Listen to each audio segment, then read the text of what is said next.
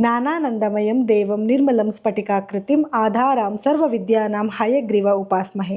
ನನ್ನ ಸಮಸ್ತ ಆರಾಧ್ಯಂ ಚಾನಲ್ ವೀಕ್ಷಕರೆಲ್ಲರಿಗೂ ಕೂಡ ವಿಭಾ ಶೆಟ್ಟಿ ಮಾಡುವ ನಮಸ್ಕಾರಗಳು. ಬೇವಿನ ಕಹಿ ಇರಲಿ, ಬೆಲ್ಲದ ಸಿಹಿ ಇರಲಿ, ಬದುಕು ಎಂದಿಗೂ ಸಮೃದ್ಧಿಯಾಗಿರಲಿ ಅಂತ ಹಾರೈಸ್ತಾ ಯುಗಾದಿ ಹಬ್ಬದ ಹೊಸ ವರ್ಷಕ್ಕೆ ತಮಗೆಲ್ಲರಿಗೂ ಕೂಡ ಸ್ವಾಗತ. ಹಾಗೆ ಇವತ್ತಿನ ದಿವಸ ಏನು ವರ್ಷದ ಒಂದು ಭವಿಷ್ಯನ ನಾವು ತಿಳ್ಕೊಳ್ಳೋಣ. ಯಾಕೆಂತಂದರೆ ಯುಗಾದಿ ಅನ್ನೋದೇ ನಮ್ಮ ಎಲ್ಲರಿಗೂ ಕೂಡ ಹೊಸ ವರ್ಷ. ಸೊ ಹೊಸ ವರ್ಷದಲ್ಲಿ ಪ್ರತಿಯೊಬ್ಬರಿಗೂ ಕೂಡ ಕಾತುರ ಇರುತ್ತೆ. ಹೇಗಿರುತ್ತೆ ಈ ವರ್ಷ, ನಮಗೆ ನಮ್ಮ ಜೀವನ ಎಷ್ಟು ಸಿಹಿ ಇರುತ್ತೆ, ಎಷ್ಟು ಕಹಿ ಇರುತ್ತೆ ಅಂತ ತಿಳ್ಕೊಬೇಕು ಅನ್ನೋ ಕಾತುರ ಜಾಸ್ತಿ ಇರುತ್ತೆ. ಸಿಹಿ ಜೊತೆಯಲ್ಲಿ ಕಹಿ ಬೆರೆತ್ರೇ ಜೀವನ ತುಂಬ ಚೆನ್ನಾಗಿರೋದು. ಹಾಗಾಗಿ ಜೀವನದಲ್ಲಿ ಕಷ್ಟ ಸುಖಗಳು ಬರ್ತಾ ಇರುತ್ತೆ, ಹೋಗ್ತಾ ಇರುತ್ತೆ. ಯಾವುದಕ್ಕೂ ಕೂಡ ನಾವು ಏನು ಯೋಚನೆ ಮಾಡಿದಿರ ಜೀವನ ಹೇಗೆ ಬರುತ್ತೆ ಹಾಗೆ ತಗೋಬೇಕಾಗತ್ತೆ. ಅದೇ ರೀತಿಯಲ್ಲಿ ಕಷ್ಟಗಳು ಬಂದಾಗ ಅದನ್ನು ಹೇಗೆ ನಾವು ಸುಲಭ ಮಾಡ್ಕೊಬೇಕು ಅನ್ನೋದನ್ನು ಕೂಡ ತಿಳ್ಕೊಬೇಕಾಗತ್ತೆ. ಹಾಗಿದ್ರೆ ಬನ್ನಿ, ಹೊಸ ವರ್ಷದಲ್ಲಿ ದ್ವಾದಶ ರಾಶಿಗಳ ಮೇಲೆ ಗ್ರಹಗಳು ಏನೆಲ್ಲ ಪರಿಣಾಮ ಬೀರ್ತಿದೆ ಅನ್ನೋದನ್ನು ನೋಡೋಣ. ಮಾರ್ಚ್ 19ನೇ ತಾರೀಕು ಗುರುವಾರದ ದಿವಸ ನಾವೆಲ್ಲರೂ ಕೂಡ ಯುಗಾದಿ ಹಬ್ಬನ ಆಚರಿಸ್ತಾ ಇದ್ದೀವಿ. ಇದು ಪರಾಭವ ನಾಮ ಸಂವತ್ಸರ. ಸೊ ಈ ಸಂವತ್ಸರದಲ್ಲಿ ಗ್ರಹಗಳ ಒಂದು ಅಲೈನ್ಮೆಂಟ್ ಹೇಗಿದೆ ಅಂದರೆ, ಬೆಳಗ್ಗೆ ಸೂರ್ಯೋದಯ ಸಮಯಕ್ಕೆ ಒಂದು ಕುಂಡಲಿನ ನಾವು ಹಾಕಿ ನೋಡಿದಾಗ ಗ್ರಹಗಳ ಅಲೈನ್ಮೆಂಟ್ ಹೇಗಿದೆ ಅಂತ ನೋಡಿದ್ರೆ ನೋಡಿ, ಮೀನ ರಾಶಿನಲ್ಲಿ ಶನಿ, ಸೂರ್ಯ, ಚಂದ್ರ ಹಾಗೂ ಶುಕ್ರ ಗ್ರಹಗಳು ಸ್ಥಿತವಾಗಿದ್ದರೆ, ಕುಂಭ ರಾಶಿನಲ್ಲಿ ಕುಜ, ರಾಹು ಹಾಗೂ ಬುಧ ಗ್ರಹಗಳು ಸ್ಥಿತವಾಗಿದೆ. ಹಾಗೆ ಸಿಂಹ ರಾಶಿನಲ್ಲಿ ಕೇತು ಗ್ರಹವು ಸ್ಥಿತವಾಗಿದೆ. ಮೀನ ರಾಶಿನಲ್ಲಿ ಗುರು ಗ್ರಹವು ಸ್ಥಿತವಾಗಿದೆ. ಸೊ ಇದರಿಂದ ದ್ವಾದಶ ರಾಶಿಗಳ ಮೇಲೆ ಏನೆಲ್ಲ ಪರಿಣಾಮ ಬೀರುತ್ತೆ ಅನ್ನೋದನ್ನು ನೋಡೋಣ. ಅದಕ್ಕೂ ಮುಂಚೆ ಮುಖ್ಯವಾದ ಗ್ರಹಗಳು ಅಂದರೆ ಗುರು ಆಗಿರಬಹುದು, ಅಥವಾ ರಾಹು ಕೇತು ಆಗಿರ್ಬೋದು, ಶನಿ ಆಗಿರ್ಬೋದು. ಈ ಗ್ರಹಗಳ ಒಂದು ಬದಲಾವಣೆ ಏನಾದರೂ ಇದೆಯಾ ಅಂತ ನೋಡಿದ್ರೆ ಖಂಡಿತವಾಗ್ಲೂ ಇದೆ. ಗುರು ಗ್ರಹ 2 ಬಾರಿ ತನ್ನ ಪ್ರಮುಖವಾದ ಬದಲಾವಣೆನ ಬದಲಾಯಿಸ್ತಾರೆ. ಸೊ ಇದರಿಂದ ಬಹಳಷ್ಟು ನಮ್ಮ ಜೀವನದಲ್ಲಿ ಬದಲಾವಣೆಗಳನ್ನ ನಾವು ನೋಡಬಹುದು. ನೋಡಿ, ಮೊದಲನೇದಾಗಿ ಗುರು ಗ್ರಹವು ಮಾರ್ಚ್ನಲ್ಲಿ ಮಿಥುನ ರಾಶಿನಲ್ಲಿ ನೇರ ಸ್ಥಿತಿಗೆ ಬರ್ತಾರೆ. ಹಾಗೆ ಜೂನ್ನಲ್ಲಿ ಕಟಕ ರಾಶಿಗೆ ಉಚ್ಚ ಸ್ಥಾನಕ್ಕೆ ತನ್ನ ಪತನ ಬದಲಾಯಿಸ್ತಾನೆ. ಸೊ ಉಚ್ಚ ಸ್ಥಾನದಲ್ಲಿ ಗುರುಗ್ರಹವಿದ್ದಾಗ ಎಜುಕೇಷನ್ ಇನ್ಸ್ಟಿಟ್ಯೂಟ್ಗಳಿಗೆ ಬಹಳಷ್ಟು ಒಳ್ಳೆಯದಾಗತ್ತೆ. ಮಕ್ಕಳು ಕೂಡ ಎಜುಕೇಷನಲ್ಲಿ ಬಹಳಷ್ಟು ಮುಂದಿರ್ತಾರೆ. ಸೊ ಇದರಿಂದ ಒಂದು ಏನು ಕಾಲೇಜ್ಗಳಾಗಿರ್ಬೋದು, ಸ್ಕೂಲ್ಗಳಾಗಿರ್ಬೋದು ತುಂಬ ಉನ್ನತ ಸ್ಥಾನಕ್ಕೆ ಹೋಗುವಂಥ ಒಂದು ಸಾಧ್ಯತೆಗಳಿರುತ್ತೆ. ಹಾಗೆ ನವೆಂಬರ್ನಲ್ಲಿ ಮತ್ತೆ ಸಿಂಹ ರಾಶಿಗೆ ತನ್ನ ಪ್ರವೇಶನ ಗುರುಗ್ರಹ ಬದಲಾಯಿಸುತ್ತೆ.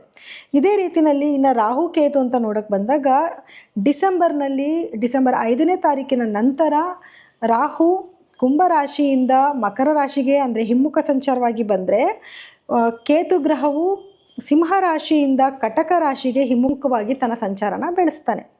ಸೊ ಇದು ಪ್ರಮುಖವಾದ ಒಂದು ಬದಲಾವಣೆ. ಇನ್ನು ಶನಿಗ್ರಹ ಅಂತ ತಗೊಂಡಾಗ ಶನಿಗ್ರಹ ಇಡೀ ವರ್ಷವೂ ಕೂಡ ಮೀನರಾಶಿನಲ್ಲೇ ಸ್ಥಿತವಾಗಿದ್ದರೂ ಕೂಡ ಸಣ್ಣ ಬದಲಾವಣೆ ಅಂದರೆ ಜುಲೈ ಟು ನವೆಂಬರ್ವರೆಗೂ ಕೂಡ ಹಿಮ್ಮುಖ ಸಂಚಾರನ ಮಾಡ್ತಾನೆ. ಸೊ ಅವಾಗ ಏನಾಗುತ್ತೆ ಅಂದರೆ, ಕೆಲವು ಬಾಕಿ ಇರುವಂಥ ಕೆಲಸಗಳೆಲ್ಲನೂ ಕೂಡ ಚಾಲ್ತಿಗೆ ಬರ್ತವೆ. ಅಂದರೆ ಹಳೆ ಕೇಸು ರಿಓಪನ್ ಆಗುವಂಥದ್ದಾಗಿರ್ಬೋದು, ಅಥವಾ ಯಾವುದೋ ಕೆಲಸಗಳು ಇನ್ನೂ ಮಾಡಿಲ್ಲ, ಕೆಲಸಗಳು ಸ್ಥಗಿತ ಆಗಿದ್ದಾವೆ, ವರ್ಷಾನುಗಟ್ಟಲೆ ನಿಂತೋಗಿದೆ ಅನ್ನೋ ಕೆಲಸಗಳನ್ನು ಕೂಡ ನಡೆಯುವಂಥ ಒಂದು ಸಾಧ್ಯತೆಗಳು ಜಾಸ್ತಿ ಇರುತ್ತೆ. ಹಾಗೆ ರಾಹುಕೇತುಗಳ ಬದಲಾವಣೆಯ ನಂತರ ರಾಜಕೀಯದಲ್ಲಿ ಬಹಳಷ್ಟು ಬದಲಾವಣೆಗಳನ್ನ ಕೂಡ ನಾವು ನೋಡ್ಬೋದು. ಸೊ ಇನ್ನು ಆಗಿದ್ರೆ ದ್ವಾದಶ ರಾಶಿಗಳ ಮೇಲೆ ಏನೆಲ್ಲ ಪರಿಣಾಮ ಬೀರುತ್ತೆ ಅನ್ನೋದನ್ನ ನಾವು ನೋಡ್ತಾ ಹೋಗೋಣ. ಧನಸ್ಸು ರಾಶಿಯವರಿಗೆ ಯುಗಾದಿಯ ಒಂದು ಸಂಭ್ರಮ ಎಷ್ಟು ಮಟ್ಟಿಗೆ ಸಿಹಿನ, ಎಷ್ಟು ಮಟ್ಟಿಗೆ ಕಹಿನ ತಂದುಕೊಡ್ತಿದೆ ಅನ್ನೋದನ್ನು ನೋಡೋಣ. ನೋಡಿ, ಧನಸ್ಸು ರಾಶಿಯವರಿಗೆ ಆಲ್ರೆಡಿ ಗುರುಬಲ ಬಂದಿದೆ. ಯಾರೆಲ್ಲ ಮದುವೆ ಹುಡುಕಾಟದಲ್ಲಿದ್ದೀರಾ ಅವರೆಲ್ಲರಿಗೂ ಕೂಡ ಒಳ್ಳೆ ಗಂಡು ಹೆಣ್ಣು ಸಿಗೋವಂಥದ್ದು, ಮನೆಯಲ್ಲಿ ಶುಭ ಕಾರ್ಯಗಳಾಗುವಂಥದ್ದು, ಅಥವಾ ಏನಾದರೂ ಜಾಗ ಖರೀದಿ ಮಾಡಬೇಕು, ಭೂಮಿ ಖರೀದಿ ಮಾಡಬೇಕು, ಮನೆ ತಗೋಬೇಕು ಅಂತ ಅಂದ್ಕೊಂಡಿದ್ರೆ ಅದೆಲ್ಲದಕ್ಕೂ ಕೂಡ ಕೆಲವು ಅವಕಾಶಗಳು ನಿಮ್ಮನ್ನು ಕೂಡಿ ಬರುವಂಥದ್ದು, ಗಂಡ ಹೆಂಡತಿ ಮಧ್ಯದಲ್ಲಿ ಏನು ಒಳ್ಳೆ ಬಾಂಡೇಜ್ ಚೆನ್ನಾಗಾಗುವಂಥದ್ದು, ಪ್ರೀತಿ ವಿಶ್ವಾಸ ಜಾಸ್ತಿ ಆಗೋದು, ಮತ್ತು ಒಬ್ಬರ ಮೇಲೆ ಒಬ್ಬರಿಗೆ ಗೌರವ ಬರುವಂಥದ್ದು, ಇದೆಲ್ಲನೂ ಕೂಡ ಆಲ್ರೆಡಿ ನೀವು ಎಕ್ಸ್ಪೀರಿಯೆನ್ಸ್ ಮಾಡ್ತಾ ಇರ್ತೀರ. ಹಾಗೆ ಗುರುವಿನ ಸಂಚಾರದ ನಂತರ ಅಂದರೆ, ಗುರು ನಿಮ್ಮ 7ನೇ ಮನೆಯಿಂದ 8ನೇ ಮನೆ ಮತ್ತು 9ನೇ ಮನೆಗೆ ಗುರುವಿನ ಸಂಚಾರ ಆದ ನಂತರ ಏನಾಗುತ್ತೆ, ಕೆಲವು ಸಮಯಗಳ ಮಾತ್ರ ನಿಮಗೆ ಗುರುಬಲ ಹೋಗುತ್ತೆ. ಅಂದರೆ ಏಪ್ರಿಲಿಂದ ಇನ್ನು ನವೆಂಬರ್ ತನಕನೂ ಸ್ವಲ್ಪ ಗುರುಬಲ ಹೋಗುತ್ತೆ. ಗುರು ನಿಮಗೆ 8ನೇ ಮನೆಗೆ ಬರ್ತಾನೆ. ಸೊ ಆ ಸಮಯದಲ್ಲಿ ಏನು ಅಂತಂದರೆ, ಕೆಲವು ಅನಿರೀಕ್ಷಿತ ಘಟನೆಗಳು ನಡೆಯುತ್ತೆ. ಶುಭನೂ ಆಗ್ಬೋದು, ಅಶುಭನೂ ಆಗ್ಬೋದು. ಅಂದರೆ ನೋಡಿ, ಧನಲಾಭ ಜಾಸ್ತಿ ಆಗುವಂಥದ್ದು, ಅಥವಾ ಧನಲಾಭ ಕಮ್ಮಿ ಆಗುವಂಥದ್ದು, ಅಥವಾ ಲಾಸ್ ಆಗುವಂಥದ್ದು, ಅಥವಾ ಕೆಲವೊಂದು ಅನಿರೀಕ್ಷಿತ ಘಟನೆಗಳು ನೀವು ಅಂದ್ಕೊಂಡಿರಲ್ಲ ನಮ್ಮ ಜೀವನದಲ್ಲಿ ಹಿಂಗೂ ನಡೆಯುತ್ತಾ ಅಂತ, ಆ ಥರ ಘಟನೆಗಳು ನಡೆಯುವಂಥದ್ದು ಏನಾದರೂ ಆಗಿರ್ಬೋದು, ಸಾವು ನೋವುಗಳಾಗಿರ್ಬೋದು, ಅಥವಾ ಯಾವುದನ್ನ ಸಿಹಿ ಸುದ್ದಿಗಳನ್ನೂ ಕೂಡ ನೀವು ಕೇಳ್ಬೋದು. ಅಥವಾ ಮನೇಲಿ ಯಾರೋ ಮಕ್ಕಳಿರ್ತಾರೆ, ಅವ್ರಿಗಿನ್ನೂ ಮಕ್ಕಳಾಗಿರೋದಿಲ್ಲ. ಸೊ ಈ ಒಂದು ಅಯ್ಯೋ ಇನ್ನೂ ಮಕ್ಕಳಾಗಿಲ್ಲ, ಅಥವಾ ಇದೇನೋ ಕೆಲಸಗಳನ್ನ ಮಾಡಿಲ್ಲ, ಅಥವಾ ಈ ಕೆಲಸ ಆಗುತ್ತೋ ಆಗಲ್ವೋ ಅಂತ ಹುಡುಕಾಟದಲ್ಲಿ ಇರ್ತೀರ. ದಿಢೀರಂಥ ಕೆಲಸಗಳು ಆಗೋಗ್ಬಿಡ್ಬೋದು. ಸೊ ಅದು ಅನಿರೀಕ್ಷಿತ ಘಟನೆನೇ ಆಗುತ್ತೆ. ಸೊ ನಿಮಗೆ ಒಳ್ಳೆಯದು ಆಗ್ಬೋದು, ಕೆಟ್ಟದೂ ಆಗ್ಬೋದು. ಅನಿರೀಕ್ಷಿತ ಘಟನೆಗಳು, ಅಂದ್ಕೊಳ್ದೇ ಇರೋವಂಥ ಕೆಲವು ಘಟನೆಗಳು ನಿಮ್ಮ ಜೀವನದಲ್ಲಿ ಈ ಟೈಮ್ ಪೀರಿಯಡಲ್ಲಿ, ಅಂದರೆ ನಿಮ್ಮ ಏಪ್ರಿಲಿಂದ ಒಂದು ನವೆಂಬರ್ ತನಕನೂ ಕೂಡ ಆಗುವಂಥ ಚಾನ್ಸಸ್ ಇರುತ್ತೆ. ಸೊ ಗುರು ಮತ್ತೆ ನಿಮಗೆ 9ನೇ ಮನೆಗೆ ಬಂದಾಗ ಏನಾಗುತ್ತೆ, ಮತ್ತೆ ಗುರುಬಲ ಬರುತ್ತೆ, ಮನೆಯಲ್ಲಿ ಶುಭ ಕಾರ್ಯಗಳು ನಡೆಯುತ್ತೆ, ನೀವು ಅಂದ್ಕೊಂಡಂಥ ಎಲ್ಲ ಕೆಲಸಗಳು ಮಾಡೋದಕ್ಕೂ ಕೂಡ ಒಳ್ಳೊಳ್ಳೆ ಅವಕಾಶಗಳು ಬರುತ್ತೆ. ಗುರುವಿನ ದೃಷ್ಟಿ ಇರೋದ್ರಿಂದ, ನೀವು ಅದರಲ್ಲೂ ನಿಮಗೆ ಲಗ್ನಾಧಿಪತಿ ಅಥವಾ ರಾಶಾಧಿಪತಿನೇ ಗುರು ಆಗಿರೋದ್ರಿಂದ, ಅವನ ದೃಷ್ಟಿನೇ ನಿಮ್ಮ ಲಗ್ನದ ಮೇಲೆ ಬೀಳೋದ್ರಿಂದ ನಿಮಗೆ ಒಂಥರ ಸ್ಟ್ರೆಂತ್ ಬರುತ್ತೆ, ಒಂದು ಬಲ ಬರುತ್ತೆ, ಏನು ಕೆಲಸ ಮಾಡೋಕ್ಕೂ ಒಂದು ಕಾನ್ಫಿಡೆಂಟ್ ಬರುತ್ತೆ. ಈಗ ಆಲ್ರೆಡಿ ನಿಮಗೆ ತುಂಬ ಕಾನ್ಫಿಡೆಂಟ್ ಇರ್ತೀರ, ಬಿಕಾಸ್ ನಿಮಗೆ 3ನೇ ಮನೆ ಮೇಲೆ ಗುರುವಿನ ದೃಷ್ಟಿ ಇದೆ, ಒಳ್ಳೆ ಕಾನ್ಫಿಡೆಂಟಾಗಿ ವರ್ಕ್ ಮಾಡ್ತಿರ್ತೀರ, ತುಂಬ ಧೈರ್ಯ ಜಾಸ್ತಿ ಇರುತ್ತೆ.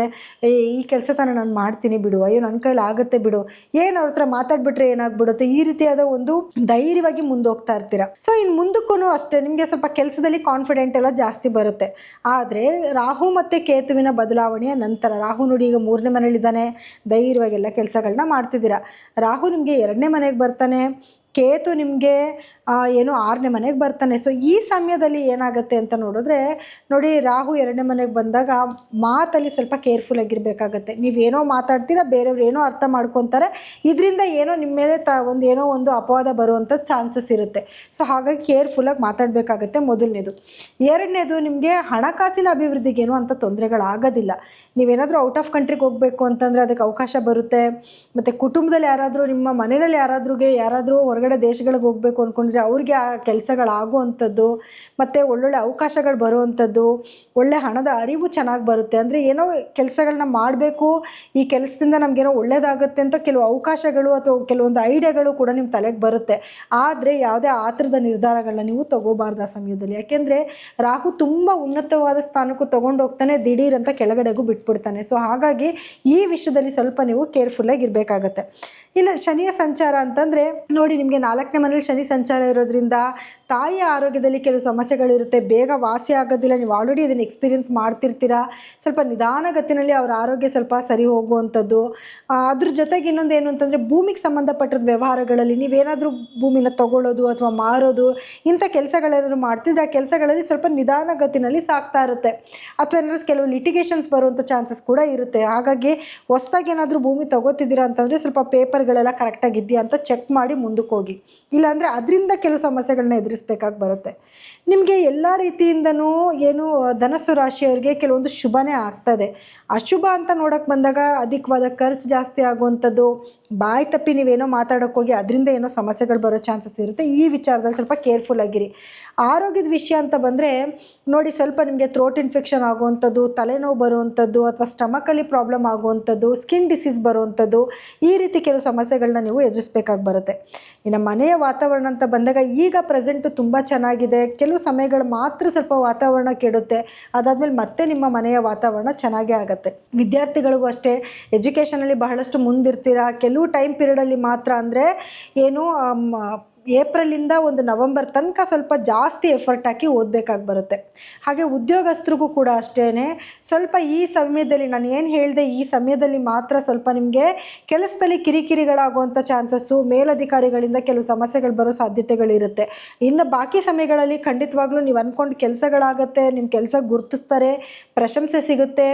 ಹಾಗೆ ನಿಮಗೆ ಏನು ತುಂಬ ದಿವಸಗಳಿಂದ ನೀವು ಪ್ರಮೋಷನ್ಗೆ ಏನಾದ್ರು ಹುಡ್ಕಾಡ್ತಿದ್ರೆ ಪ್ರಮೋಷನ್ ಆಗುವಂಥದ್ದು, ಇದೆಲ್ಲನೂ ಕೂಡ ಖಂಡಿತವಾಗ್ಲೂ ನಿಮಗೆ ಆಗುತ್ತೆ. ಸೊ ಅದ್ರ ಬಗ್ಗೆ ನೀವು ಆಲೋಚನೆ ಮಾಡುವಂಥ ಅವಶ್ಯಕತೆ ಇಲ್ಲ. ಏನೆಲ್ಲ ನೀವು ಕೆಲವ್ರು ಅಂದ್ಕೊಂಡಿರ್ತಾರೆ ನೋಡಿ, ತುಂಬ ಕಷ್ಟಪಟ್ಟು ಕೆಲಸ ಮಾಡ್ತಿರ್ತಾರೆ, ಏನು ಕೆಲಸ ಮಾಡಿದ್ರು ಪ್ರಯೋಜನ ಇಲ್ಲಪ್ಪ, ಏನು ಗುರುತಿಸ್ತಿಲ್ವಲ್ಲಪ್ಪ ಅಂತಿರಲ್ಲ, ಅವ್ರಿಗೆ ಒಂದು ಒಳ್ಳೆ ಟೈಮ್ ಕೂಡ ಬರುತ್ತೆ. ಸೊ ಓವರಾಲ್ ಆಗಿ ನೋಡೋಕೆ ಹೋದ್ರೆ ಧನಸ್ಸು ರಾಶಿಯವರಿಗೆ ಆಲ್ಮೋಸ್ಟ್ ಎಲ್ಲನೂ ಕೂಡ ಗುಡ್ ಥಿಂಗ್ಸೇ ಇದೆ. ಕೆಲವೊಂದು ಆರೋಗ್ಯ ಸಮಸ್ಯೆಗಳಾಗಿರ್ಬೋದು, ಕೆಲವೊಂದು ನಿಮ್ಮ ಮಾತಿಂದಲೇ ನಿಮಗೆ ಮಾತೆ ಮುತ್ತು ಮಾತೆ ಮೃತ್ಯು ಅಂತ ಆಗುವಂಥ ಸಾಧ್ಯತೆಗಳಿರುತ್ತೆ. ಈ ವಿಷಯದಲ್ಲಿ ಸ್ವಲ್ಪ ನೀವು ಕೇರ್ಫುಲ್ಲಾಗಿರಬೇಕು. ಇನ್ನು ರೈತರಿಗೂ ಕೂಡ ಅಷ್ಟೇ, ಒಂದಷ್ಟು ದಿವಸ ತುಂಬ ಚೆನ್ನಾಗಿರುತ್ತೆ, ಇನ್ನೊಂದಷ್ಟು ದಿವಸ ಸ್ವಲ್ಪ ನಿಮಗೆ ಏನು ಬೆಲೆನಲ್ಲಿ ವೇರಿಯೇಷನ್ಸ್ ಆಗ್ತಾ ಇರುತ್ತೆ. ಸೊ ಒಂಚೂರು ನೋಡಿಕೊಂಡು ನೀವು ಏನಾದ್ರು ಬೆಳೆ ಬೆಳಿಬೇಕು ಅಂದಾಗ ಮಾರ್ಕೆಟಲ್ಲಿ ರೇಟ್ಸ್ ಹೆಂಗಿದೆ, ಈ ಟೈಮಲ್ಲಿ ನಾವು ಬೆಳೆ ಬೆಳಿಬೇಕಾ ಬೇಡವಾ ಅನ್ನೋದನ್ನ ಸ್ವಲ್ಪ ಅನಲೈಸ್ ಮಾಡಿಕೊಂಡು ಮುಂದಕ್ಕೆ ಹೋಗಿ. ದಿಢೀರಂತ ಅಯ್ಯೋ ಇವಾಗ ಬೆಲೆ ಜಾಸ್ತಿ ಆಗಿದೆ, ಸೊ ಈ ಟೈಮಲ್ಲಿ ನಾನೇನಾದ್ರು ಕ್ರಾಪ್ಸ್ ಹಾಕೋಣ ಅಂತ ಹೋಗೋದು, ಅದು ಬೆಳೆದು ನಿಮ್ಮ ಕೈಗೆ ಬರೋಂಥ ಟೈಮಲ್ಲಿ ಬೆಲೆ ಬಿದ್ದೋಗುವಂಥದ್ದು ಈ ರೀತಿಯೂ ಕೂಡ ಆಗುತ್ತೆ. ಸೊ ಕೇರ್ಫುಲ್ಲಾಗಿ ಹೆಜ್ಜೆ ಮುಂದಿಡೋದು ಒಳ್ಳೆಯದು. ಇನ್ನು ಪರಿಹಾರವಾಗಿ ಏನು ಮಾಡ್ಕೊಬೇಕು ಅಂತ ನೋಡಿದ್ರೆ ನೋಡಿ, ಮೊದಲನೇದಾಗಿ ಗುರುವಿನ ಆರಾಧನೆ ಜಾಸ್ತಿ ಮಾಡ್ಕೊಬೇಕಾಗತ್ತೆ. ಪ್ರತಿ ಗುರುವಾರದ ದಿವಸ ಗುರುಗಳ ದೇವಸ್ಥಾನಕ್ಕೆ ಹೋಗೋದು, ಅಥವಾ ನಿಮ್ಗೆ ಯಾರಾದರೂ ಒಬ್ಬರು ಗುರುಗಳಿದ್ದಾರೆ ಅಂತಂದರೆ ಅವ್ರನ್ನ ಸೇವೆ ಮಾಡುವಂಥದ್ದು, ಅವರಿಗೆ ಬಟ್ಟೆ ಕೊಡಿಸೋದು, ಚಪ್ಪಲಿ ಕೊಡಿಸೋವಂಥದ್ದು, ಈ ಥರ ಸೇವೆಗಳನ್ನು ಕೂಡ ನೀವು ಮಾಡ್ಬೋದು. ನಿಮ್ಗೆ ಯಾರು ದೊಡ್ಡವರು ಇರ್ತಾರೆ ಅವರ ಒಂದು ಪಾದ ಮುಟ್ಟಿ ನಮಸ್ಕಾರ ಮಾಡ್ಕೊಳ್ಳೋವಂಥದ್ದು, ಅವ್ರ ಆಶೀರ್ವಾದ ತೊಗೊಂಡು ಕೆಲಸಗಳಿಗೆ ಹೋಗುವಂಥದ್ದು, ಇದನ್ನು ಮಾಡಿಕೊಂಡ್ರೆ ಖಂಡಿತವಾಗ್ಲೂ ನಿಮಗೆ ಎಲ್ಲ ಕೆಲಸದಲ್ಲೂ ಯಶಸ್ಸು ಸಿಗುತ್ತೆ. ಹಾಗೆ ಸ್ವಲ್ಪ ದಾನ ಧರ್ಮ ಮಾಡುವಂಥದ್ದು, ಯಾಕಂದರೆ ಶನಿಯ ದೃಷ್ಟಿ ನಿಮ್ಮ ಒಂದು ರಾಶಿ ಮೇಲೆ ಬೀಳ್ತಾ ಇರೋದ್ರಿಂದ ಏನಾಗುತ್ತೆ, ಲೇಸಿನೆಸ್ ಫೀಲ್ ಮಾಡ್ತೀರಾ, ತುಂಬ ನಿಧಾನಗತಿನಲ್ಲಿ ಹೋಗೋದು, ಅಯ್ಯೋ ಇವತ್ತಿನ ಕೆಲಸ ನಾಳೆ ಮಾಡೋಣ ಬಿಡು ಅಂದ್ಕೊಳ್ಳೋದು, ಅಥವಾ ಬಾಡಿ ಪೇಯ್ನ್ ಬರುವಂಥದ್ದು, ಅಥವಾ ಏನೋ ನಿಮಗೆ ಮುಖದಲ್ಲಿ ಕಳೆ ಕಮ್ಮಿ ಆಗುವಂಥದ್ದು. ನೋಡಿ, ಗುರುದೃಷ್ಟಿನೂ ಇದೆ, ಈ ಕಡೆ ಶನಿಯ ದೃಷ್ಟಿನೂ ಇದೆ. ಒಂದು ಕಡೆ ಸ್ವಲ್ಪ ಆ್ಯಕ್ಟಿವ್ ಆಗೂ ಇರ್ತೀರ, ಇನ್ನೊಂದು ಕಡೆ ಲೇಸಿನೂ ಫೀಲ್ ಮಾಡ್ತೀರಾ, ಇನ್ನೊಂದು ಕಡೆ ಒಳ್ಳೇದು ಆಗ್ತಾ ಇರುತ್ತೆ, ಇನ್ನೊಂದು ಕಡೆ ಕೆಟ್ಟದ್ದು ಆಗ್ತಿರುತ್ತೆ, ಎರಡೂ ಕೂಡ ನಿಮಗೆ ಮಿಕ್ಸ್ ಆಗ್ತಾ ಇರುತ್ತೆ. ಸೊ ಇದನ್ನು ತಡೆಯೋದಕ್ಕೋಸ್ಕರ ಪ್ರತಿ ಶನಿವಾರ ದಿವಸ ನೀವು ಏನಾದರೂ ಸ್ವಲ್ಪ ದಾನ ಧರ್ಮ ಮಾಡುವಂಥದ್ದು, ಆಂಜನೇಯನ ಸ್ಮರಣೆ ಜಾಸ್ತಿ ಮಾಡುವಂಥದ್ದು, ಮಂಗಳವಾರ ಆಂಜನೇಯನ ದೇವಸ್ಥಾನಕ್ಕೆ ಹೋಗಿ ನಿಮ್ಮ ಹೆಸರಲ್ಲಿ ಒಂದು ಅರ್ಚನೆ ಮಾಡಿಸ್ಕೊಂಡು ಬನ್ನಿ ಸಾಕು. ನೀವೇನು ಅಂದ್ಕೊಂಡ್ರು ಆ ಎಲ್ಲ ಕೆಲಸಗಳಲ್ಲೂ ಕೂಡ ನಿಮಗೆ ಸಕ್ಸಸ್ನ ನೋಡ್ಬೋದು. ಇದಾಗಿತ್ತು ಯುಗಾದಿಯ ವರ್ಷ ಭವಿಷ್ಯ. ಸಿಹಿಯ ಹಂಚೋಣ, ಕಹಿಯ ಮರೆಯೋಣ, ನೋವು ನಲಿವನ್ನು ಸಮನಾಗಿ ಸವಿಯುತ್ತಾ ಈ ವರ್ಷನ ನಾವು ಕಾಲ ಕಲಿಯೋಣ ಅಂತ ಹೇಳ್ತಾ, ಏನೇ ಸುಖ ದುಃಖಗಳು ಬಂದರೂ ಕೂಡ ಜೀವನದಲ್ಲಿ ಎಲ್ಲನೂ ಕೂಡ ಬೇಕಾಗುತ್ತೆ. ಬರೀ ಖುಷಿನೇ ಅನುಭವಿಸೋಕ್ಕಾಗಲ್ಲ, ಹಾಗಂತ ಬರೀ ದುಃಖನೇ ಅನುಭವಿಸೋಕ್ಕಾಗಲ್ಲ, ಎರಡೂ ಕೂಡ ನಮ್ಮ ಜೀವನದಲ್ಲಿ ಬೇಕು. ಸಿಹಿ ಜಾಸ್ತಿ ಇದ್ದು ಕಹಿ ಕಮ್ಮಿ ಆಗಲಿ ಅಂತ ಆಶಿಸ್ತಾ ಈ ಒಂದು ವರ್ಷ ಭವಿಷ್ಯನ ನಾನು ಮುಗಿಸ್ತಾ ಇದ್ದೀನಿ. ಆದರೆ ಈ ಒಂದು ಫಲಗಳಲ್ಲಿ ನಿಮಗೇನಾದರೂ ಬದಲಾವಣೆ ಕಾಣಿಸ್ತಿದೆ ಅಂತಂದರೆ ಖಂಡಿತವಾಗ್ಲೂ ನಿಮ್ಮ ವೈಯಕ್ತಿಕ ಜಾತಕನ ಒಮ್ಮೆ ಪರಿಶೀಲನೆ ಮಾಡಿಸ್ಕೊಳ್ಳಿ. ಅದರಲ್ಲಿರುವಂಥ ಗ್ರಹಗತಿಗಳಾಗಿರ್ಬೋದು, ಅಥವಾ ನಿಮಗೆ ನಡೀತಿರುವಂಥ ದಶಭುಕ್ತಿಗಳಾಗಿರ್ಬೋದು, ಅದಕ್ಕೆ ತಕ್ಕ ಪರಿಹಾರಗಳನ್ನ ಮಾಡಿಕೊಂಡು ಈ ವರ್ಷದಲ್ಲಿ ಎಲ್ಲನೂ ಶುಭನೇ ನೋಡಿ ಅಂತ ನಾನು ಹಾರೈಸ್ತೀನಿ. ಹಾಗಾಗಿ ನೀವೇನಾದರೂ ನಮ್ಮಲ್ಲಿ ನಿಮ್ಮ ಜಾತಕಗಳನ್ನ ತೋರಿಸ್ಕೋಬೇಕು, ನಿಮಗೇನಾದರೂ ಪರಿಹಾರಗಳು ಬೇಕು ಅಂತ ಅನ್ನೋದಾಯಿತು ಅಂದರೆ ಸ್ಕ್ರೋಲ್ ಆಗ್ತಿರೋಂಥ ನಮ್ಮ ನಂಬರ್ಗೆ ಕರೆ ಮಾಡಿ ನೀವು ಅಪಾಯಿಂಟ್ಮೆಂಟ್ನ ಫಿಕ್ಸ್ ಮಾಡ್ಕೋಬಹುದು. ಸೊ ಇದಾಗಿತ್ತು ಈ ಒಂದು ಯುಗಾದಿಯ ಒಂದು ವರ್ಷ ಭವಿಷ್ಯ. ಇನ್ನು ಮತ್ತೆ ವಿಶೇಷವಾದ ಒಂದು ಕಾರ್ಯಕ್ರಮಗಳಲ್ಲಿ ಮತ್ತೆ ನಾನು ನಿಮಗೆ ಸಿಗ್ತೀನಿ. ಎಲ್ಲರಿಗೂ ಕೂಡ ನನ್ನ ಧನ್ಯವಾದಗಳು.